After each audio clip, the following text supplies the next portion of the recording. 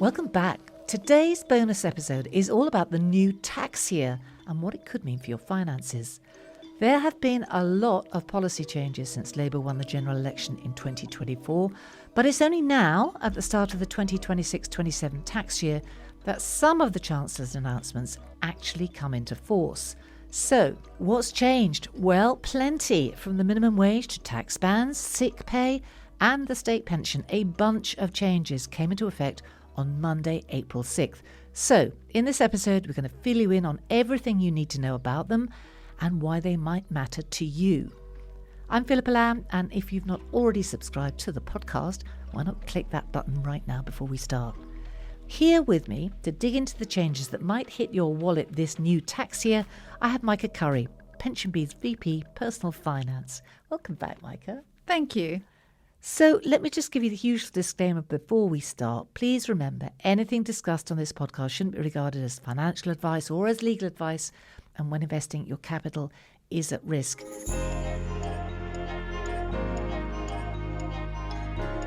Now look, Michael, should we start with the absolute basics? Because obviously this podcast, it is for everyone, not just expert investors. Every year there is a new tax year. It does not start on the 1st of January. It begins on April 6th, right? Confusing, but true. So for people who are new to all of this, what is the tax year?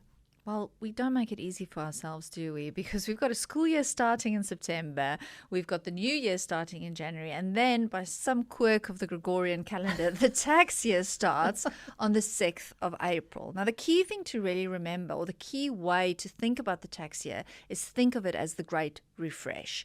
Everything gets refreshed in terms of your earnings in that year, what your thresholds are, how much you can contribute into a pension, how much you can contribute into an ISA, allowances around national living wage, things like the state pension. And it is really useful to refresh your knowledge and really get up to speed as to what are those new allowances. Have there been any changes? Are there any quirks that I should be aware of?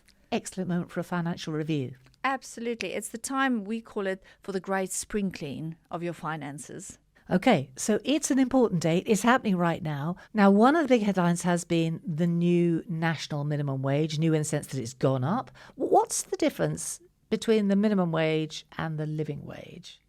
Well, this can confuse people a bit, but really it comes down to age brackets. If you're over age 21, you get the national living wage. If you're under age 21, say 18 to 20 or even under 18, you get the national minimum wage. Got it. So if you're over 21 and you're doing a standard 37.5-hour working week, say, so what sort of annual salary would you now be expecting then if you were on the new national living wage? So the national living wage has increased by 50p an hour. It is now £12.71. What difference is this going to make to your annual salary? The difference is £900. If we give the annual amount and you're working that full 37.5 hours a week, that'll take you to £24,784.50. Okay. Now, sick pay. We've also seen significant changes, haven't we, on statutory sick pay as part of the Employment Rights Bill reforms, and we've got a rate increase there too. Just to remind us, though, what is it? Who's eligible? So there's been a lot of changes on that front. Good news for employees, less good news for employers because it does increase the risk. It is a day one right, and it is now between £123.25 a week or 90% of earnings, depending what's lowest. I'll also say there have been significant changes to maternity, paternity, and bereavement leave, but we'll give you some more details of that in the show notes.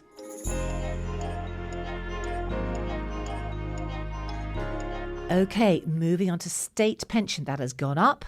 We'll talk about how this is for everyone, don't we? But actually, you do have to have paid national insurance contributions, don't you, to get it? Absolutely. That's the thing no one realizes. Everyone thinks you will just kind of reach state pension age and you'll get the state pension. But actually, it depends on how many years of national insurance contributions you make. To get some state pension, you need to make at least 10 years minimum national insurance contributions. To get the full state pension, you need to have paid 35 years of national insurance contributions. Okay. And if you don't know how much you've paid, you can go on the government website and That's see right. where you're at, It is can't worth you? checking. It's something I do quite often to check. Are there any gaps in your national insurance contributions, and if there's something you can do about it? Okay. So good news that it's gone up. How much? So what we need to know about the state pension is that it increases each year in line with the triple lock. The triple lock, a piece of legislation that was brought in a couple of years ago now by the coalition government, and it determines that the state pension increases by whatever is largest between inflation, wage growth, and 2.5%. So this year, where are we at on the numbers?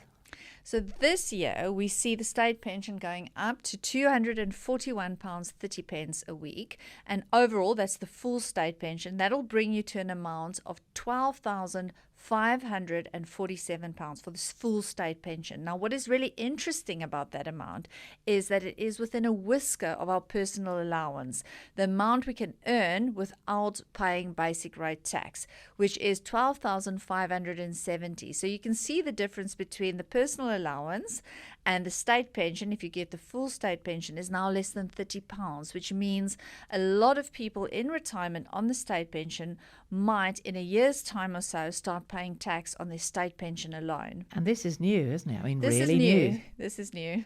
Okay, so that's the new state pension. What about the basic state The pension? basic state pension, that amount is going up to £184.90 per week. And this brings us to a thing called frozen tax thresholds. Yes, it's really interesting. And the best description I've heard of this has been from an economist who called the UK's tax system a bit resembling of a Manhattan skyline. We have massive cliff edges. And we know that those personal allowances have been frozen now for a couple of years, and they will remain frozen until 2028. And in simple terms, what this means is when you get a pay rise in line with inflation, you will end up paying more tax because the threshold at which you start paying tax, be that basic rate tax, higher rate tax, or additional rate tax, has stayed frozen. It is also called stealth tax. Yes. It's the saying, plucking the goose for the maximum amount of feathers with the least amount of hissing. And it just means that more and more of us are being pulled into higher rate tax bands, and we're paying more tax. Yeah, so the government recoups more tax without actually putting taxes up. Exactly. Got it. Savings allowances, because it's not just your income or your benefits that are changing with a new tax year. Savings allowances, they change too, don't they? So this is how much the government lets you stash away, as you said, before you pay tax. But let's look at the actual bands here. Should we start with individual savings accounts, ISAs? Yes, so these are really, really important, especially because we've got those frozen tax thresholds. So savings allowances in the UK are still very generous, and it is worth making the most of those. So if you're looking at a stocks and shares ISA, the maximum you can put in that every year is £20,000. Now you could split that between, say, a cash ISA and a stocks and shares ISA, putting $10,000 in one and $10,000 in the other. You don't have to use the full allowance. A key change that is going to kick in come the new tax year, April 2027, is a massive change to cash ISAs brought in by the current Chancellor, Rachel Reeves, which means for anyone under the age of 65, that allowance is going to reduce to £12,000, which is a significant change. So this is next year, not now. Next year from the 6th of April, when that new tax year kicks in. And it's only cash ISAs. So if you've got stocks and shares ISA, you'll still be able to put 20,000 in That's each right. year if you have it. That's right. If But you have cash, no. So yes, you can still put £20,000 into a stocks and shares ISA regardless of your age. The cash ISA allowance, however, is changing for anyone under the age of 65 from the new tax year. That's the 6th of April 2027. So next year, not this year. Exactly. In a year's time, for those under age 65, they can only put in £12,000 into a cash ISA. It's a significant change. It's a contentious change. The thinking behind this is that it will bring more of us into the world of investing. The Chancellor wants to encourage us to invest in the stock market more. Whether this will work remains to be seen. Yeah. So if you're under the age of 65 right now and you're interested in cash ISAs, now might be the time for you to think about it. Yes, but of course, make sure you look at what rates are available there. And remember that if you are in this for the long term, over the long term, 5 years or more, there's research out there, something called the Barclays Equity Guild Study, that shows over the long term, the stock market, even though we know it can be volatile, and the last few months have been proof of that, but over the long term, the stock market does tend to outperform cash. Yeah, always a very personal decision, this, isn't it? Now, let's talk about capital gains tax allowances. This, of course, is the tax you have to pay on anything you sell that's gone up in value, well, since you got it, really. What's changing there? At the moment, the capital gains tax allowance is £3,000. I think the key thing to remember there is it has come down in recent years. If you want to avoid paying capital gains tax, shelter investments within that ISA, that stocks and shares ISA, and you can withdraw the money when you need it tax-free. And this is the key benefit, isn't it? It is.